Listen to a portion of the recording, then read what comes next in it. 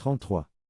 Ayant projeté les traditions, établi les normes, mis en œuvre la culture de la pensée réflexe, dont le développement n'est rien d'autre que la progression mécanique de la réflexivité, identique en chaque point, et, sur la ligne d'une telle abstraction, ayant orienté la science du mesurable vers ses conséquences finales, qui fantasme même sur les conquêtes cosmiques, étant inconsciente de ses propres limites, qui ne peuvent être résolues par la possibilité de passer plus rapidement d'un point physique à un autre, puisque chaque point à ce niveau de l'être vaut n'importe quel autre, ni par des faits atomiques qui sont supposés absolus dans la mesure où ils sont des faits, deviennent des mythes, qui tendent eux aussi à se substituer à l'action intérieure, le mouvement de l'esprit semble désormais impossible et inconcevable, comme la présence de ce qui, dans son indépendance absolue, soutient la concrétude du monde.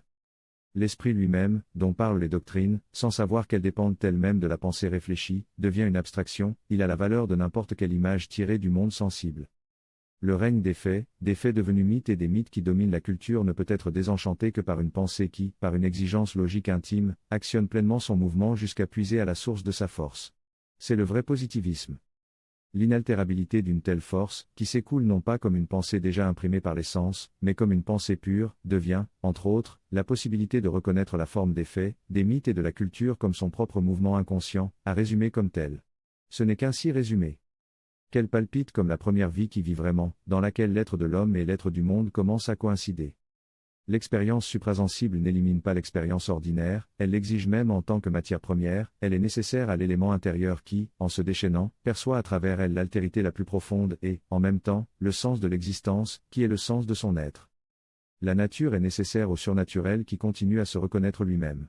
Mais dans la mesure où cette reconnaissance de soi se donne, la nature cesse d'être une simple apparence. Son apparition peut à chaque fois être le seuil de l'expérience suprasensible, et n'a de sens que pour cela. Les pensées ne sont pas pour les choses, mais pour l'individuation d'une pensée qui est leur substance originelle, une substance qui, si elle s'exprimait directement, ne pourrait manquer de désenchanter les faits et les mythes, ceux-ci, ne valant que comme motif de réflexivité et d'altérité fictive, ne lui seraient plus nécessaires sous la forme où ils se donnent pour l'instant, c'est pourquoi le regard sur le monde changerait. Mais c'est l'expérience qui attend l'homme, le sens d'être vivant, ou libre, dans le monde, en tant que réalisateur du logo du monde.